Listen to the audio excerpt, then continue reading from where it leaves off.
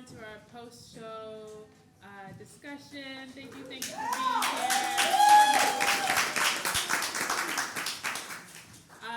So as you know, these are new works. They're in progress, and so part of this is, we're going to get to know the actors and the director, and then we'll open up to questions, and just to get like some feedback. What's on your hearts? What's on your mind? What's sticking with you? And yeah, so we'll start with introduction. So your name and your role. As I said, I'm Jasmeene, the dramaturg. So I worked with Chris's play a little bit, as with the other plays in the festival. That's me. Mm-hmm. How y'all doing? My name is Alton Ray, and I play the role of Isaac. Hi, my name is Alyssa Carter, and I play the role of Lala.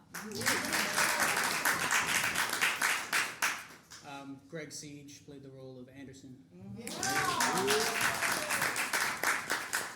Jenn Susi, director. All right, so let's first just talk about how are we feeling. How are we feeling after this performance? So proud. Yes. I mean, do you want me to go on? Yes, please. It's remarkable. It's a remarkable piece, so thank you, Chris, for this gift. Yes.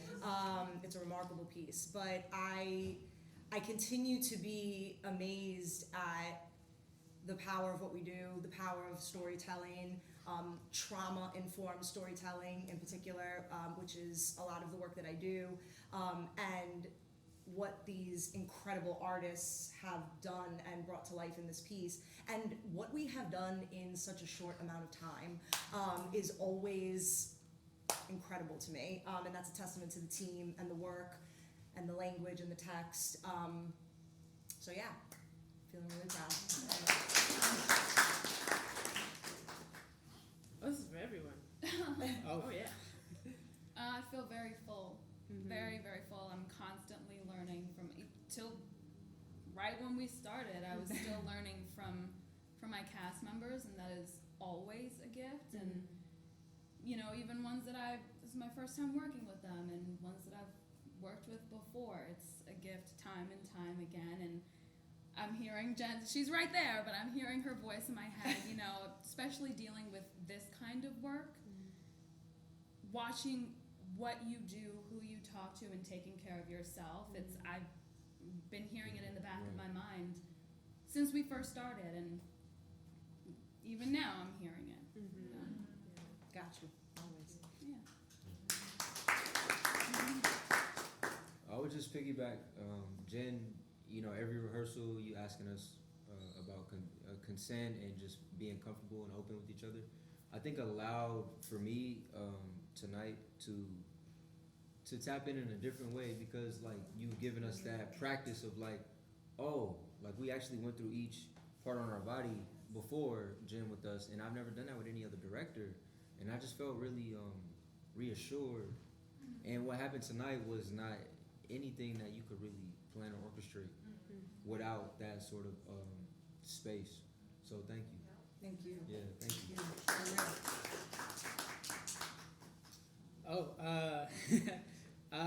I feel good and everything. It's a cool experience. I've been lucky enough to work with Jen on a show before, so we kind of have a rapport. And one thing that I think really helped me, kind of going off of what Alton said, is that as much direction as there's trust to do it your own way. You know what I mean? Beats, moments, interpretations of certain lines is never given to us. It's we're allowed the space to kind of figure out how it resonates with us, and I think that's what makes a big difference. Thank you. Jen, you were talking about trauma-informed directing, and I think I heard you mention a little bit before we started the post show. Can you talk a little bit more about that, and then how you brought that to this piece? Sure. Well, first of all, I think that one of the reasons that I gravitate to trauma-informed storytelling is that I've over the years been processing my own trauma, my own triggers, my own story. And so it just became my lens in a lot of the work that I do. But when it comes to our storytelling and taking how we process and putting that into this platform, this medium, in a safe way for the actors, in a safe way for the audience to start these new beginnings and these conversations, has been my mission, but also has been transformative for me as an artist. And I hope it will do the same for others, artists and audiences. I think that one of the things that I'm still continuing to learn about trauma is that it's individualized. And so even with this piece, you could literally experience the same trauma and have a different lens on it. Each of them have a completely different lens on the same trauma. And that to me is something that I am still learning, processing, even celebrating, because we all have a story and it belongs to us. And so to be seen in this way, when you could sit in the audience or you can sit as an artist and process this work and this trauma-informed storytelling and feel seen, whatever your story is, and feel seen in this way, to me is why we do this and why we should continue to tell stories like this. But I'm happy to continue on with whatever else you want to hear about it. But yes, that's sort of where it begins for me, and there's plenty more I'm happy to speak to. Yes, no, thank you. And I'm curious about, for everyone, for the rehearsal process, in terms of, you're talking about the trauma informed, but then also how we internalize trauma, the lens on trauma, and we don't necessarily have to go with that lens, but I'm wondering if there were any challenges that came up in the rehearsal process, and surprises, and how did you navigate through those? For me or the actors? For everyone, actually, for everyone.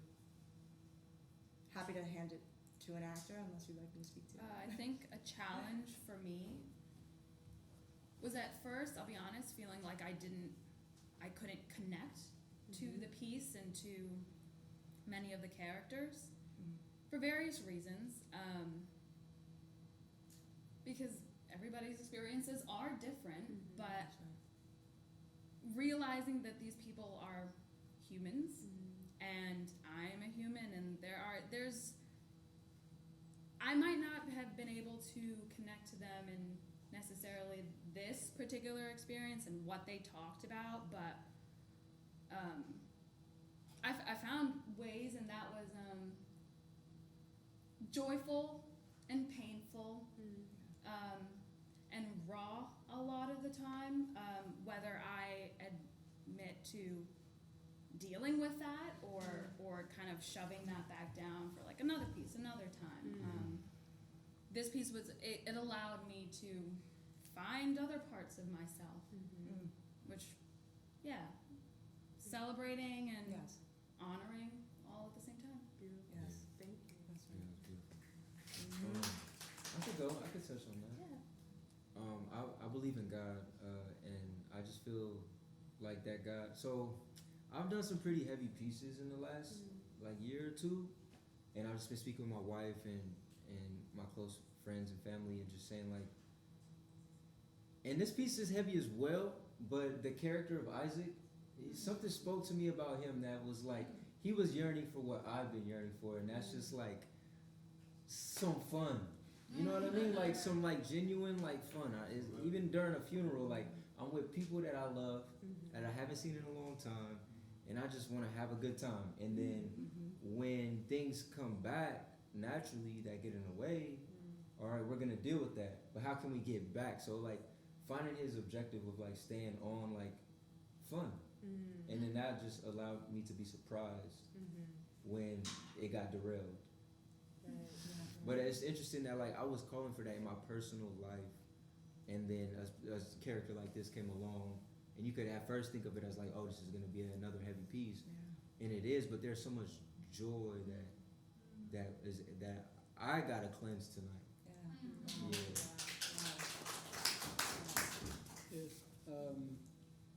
I mean, well, if we're talking logistically, 4 rehearsals is hard to 3, yeah, 3 and 10, but yes.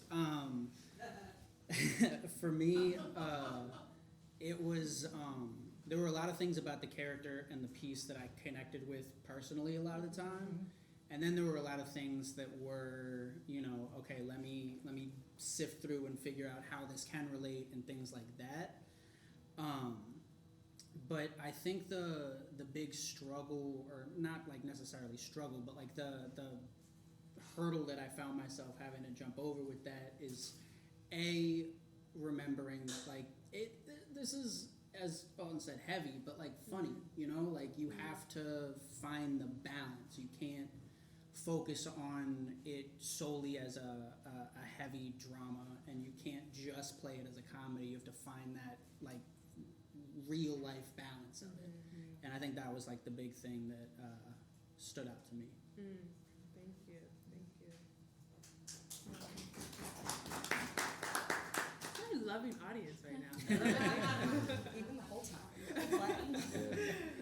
Another thing that just also made me think of, to Greg's point, is something that I think we even talked about in process, which is this idea that we are more than our trauma. That our trauma is our story, but we are also a human being carrying that trauma, but we are more than that. We have joys and other hardships and family, friends, and so we have to sometimes, in this kind of piece, think about not going one note of just playing the trauma note, but who are they beyond that trauma, because they are magnificent, beautiful humans that carry a trauma, because the trauma is their story. And so I think that to me was sort of important, and that I'm so happy that y'all have been able to discover also in some way. So just to add on to that. Thank you. What's the clap? Oh my God. Just know you don't have to clap after every response, but it's appreciated. Well, yeah. I speak on behalf of y'all. It is appreciated. And I guess the last question before I turn it to the audience. And I know you said you had trouble connecting, but I wonder, are there moments that in the play that are just really sticking with you, and why? What are those moments in the play? You can start. Oh, actually, if someone has the answer, you can just start. All right. So I've been more of a lover than a fighter, right? I played basketball, so I felt like I was able to use skill to kind of like let my aggression out. Never really tried actual physical contact. So the few times, I've had a couple scuffles on the court, but I've never been in like, besides my brother, I've never been in like real fights. And there's a couple opportunities that presented themselves to me. Some would say I punked out, others would say, you maneuvered through life and dodged it. But some would say you punked out. So in this opportunity, I got to explore those moments, those opportunities where I could have saw what I was made of in those moments. But I chose to navigate how I spoke to get myself out of it, or how I situated myself in the room to alleviate the situation. Some would say I punked out. Isaac, and what you see in the script is that he had brothers that knew how to fight, and he spoke on it. So I had to go back personally to me with physical combat and at where the Venn diagram was, and really think about those moments where there was a guy that maybe in my mind I'm like, okay, he probably could beat me up. But I felt I'm a cool guy, I'm popular, I don't want people thinking that I got beat up. So I used my smooth talk, you know what I'm saying? Like, and it alleviated the situation. So yeah, it was kind of painful to rethink those moments where as a kid you're like, you punked out. You know what I'm saying? Yeah. So you kind of push those away, but then yeah, Yeah. part of the work. Yeah, yeah. Sorry, you just said something, because when I first read the script, the way I saw Isaac was like a really moody character, and then you brought this levity to it, and I was like, oh, he's, like you said, he brings the fun, right? So that was like a surprise for me in watching this, that he's there's that joyfulness and that exploration that he brings to the dynamic. So thank you for that wonderful redirection for me. So to go back to moments that we're connecting to and why. I don't know if it's a particular moment. I think that for me, to step away from maybe some of what we were talking about, I don't know if this is connected, but there's sort of a musicality to the language and to the piece. And so part of what was beautiful for me was sort of kind of treating this like a composition. Where are the rhythms? Where's the musicality? Where's sort of the informed and organic overlap? Where are we closing up the air? Where are we tightening things up? When are they talking at each other and with each other, and how that informs rhythms? When are the triggers? Because they are also going through their own triggers in the space. Each of them have a way of triggering each other, or they're in fear of triggering the other. And so I think, to me, in the scope of the piece, maybe not necessarily a moment, but that for me was probably the most fun and interesting part of just finding the nuances of the work. Yeah, thank you. Yeah. I have been thinking about that question a lot, because Lala isn't part of the family. She injects herself through Flip, but she's not part of the family, so I feel like a lot of the times I was kind of looking at it through an outside perspective, which, makes it a little bit more difficult to find out how do I connect to the situation that I'm not part of. But I can't help but see love in every single moment of this play, and especially like family love, and they all define family very differently, that's for sure, but I've always been a fan of the hard love, the really difficult love, and that is written all over this. Yes, thank you. For me, the two scenes with all three brothers together just really reinforces the idea that, like, people that go through something significant with you will always know you in a way that nobody else that wasn't there ever could. And, like, it causes the rift between the brothers and the sister, obviously, because she knows nothing about it, wasn't there, all of that. But just the idea that, like, no matter what, no matter how much time has passed, things have changed, all of that, there is an aspect of you that you've maybe tried to get rid of or hide or forget about, but, like, they know it, they bring that out of you unintentionally, it just happens. And I think because of that, it creates that tension and, like, tough love that was just mentioned. Yeah, that's right. Thank you. So to the audience, just want to see who's got a question on the heart. You can just like raise your hand. Yeah. So Jared, if you want to come to the mic, you can.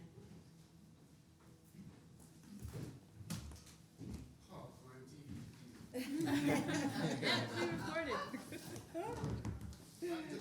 It's just like a comment, actually. Seems like you've actually known each other forever, actually. There's a particular rhythm of the piece, and you seem so synchronized, and you synchronized to have a kind of a really good effect. It was all in sync. So I look for the beauty and the rhythm of pieces I'm actually looking at, right? And I think it was very well done by yourself and everyone else. So congrats. It's a general observation. Thank you.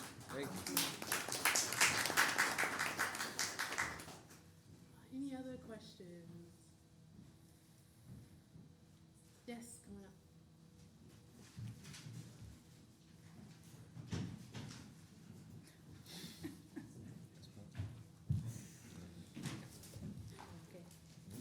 Good night to all. I don't really have a question, but comment on, I've seen a couple shows before, and this is the first time I've seen me experiencing the feedback connection to the audience, which I think is great because it helps to create understanding and a bond. You know, you feel like I could follow this person. Let me know your next show, and I could show up at your show because I have a connection to the producer, the director, the actors. Also, I'd like to say that with the show itself, my terminology is trauma drama, and it's, at the end of the day, it depicts life. It depicts reality, and that is where I connect. Now, a lot of the drama, like said before, I haven't experienced, but I could understand. I can't, I don't feel it, but I understand it. So it helps to bring connection in another person's feeling and understanding so that you could have sympathy, empathy, what the human race needs, especially today. And the entire cast, I think, did a really good job. Like said earlier on by the gentleman, that it appears as though it was actual family. The connection is so, if I didn't know better, I would have think that, hey, it's one big dysfunctional household I'm looking at, you know? So it's really, really, really good. And what I like too is that although you'll tell your story, but the story wasn't that. No matter whatever side of the fence you are, it didn't come across as offensive to anybody. Everyone, no matter what side of the fence you are, you could enjoy the show. So congratulations. Magali, you're the last question. Very last. You can come to the mic. Yeah, you're the last one. Did you all have the same image of Papa in your head? Because I could actually see him in the room. You didn't have the same image? Because I could actually see him. Yeah, like Roscoe Lee Brown. He was like, I could see. Did everybody see Roscoe Lee Brown? I saw him in the room. So thank you for the imagery and the spirit that you brought. I mean, he was living and breathing for me, you know? So thank you. That was amazing. All right, I'm so sorry. We do have to close. But if you have any other questions. Oh, Could I say something? Yes, please. My team's gonna know what's coming. Just because this often isn't said at the end of trauma pieces such as this, take care of yourself as you leave the space today. You just took in language and you took in content, and however you process that or whatever story you may or may not have, we're okay until we're not okay. So protect your spirit, watch what you watch tonight or listen to, watch who you speak to, healthy boundaries to unpack and come down from that work. So I just wanted to say that to everyone in the space, that's artists and audiences. The end. Yes, thank you.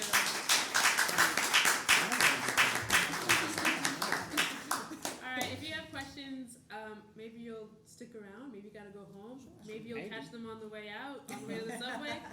But we gotta say goodnight. Thank you, everyone. Thank you, Chris. Thank you, everyone.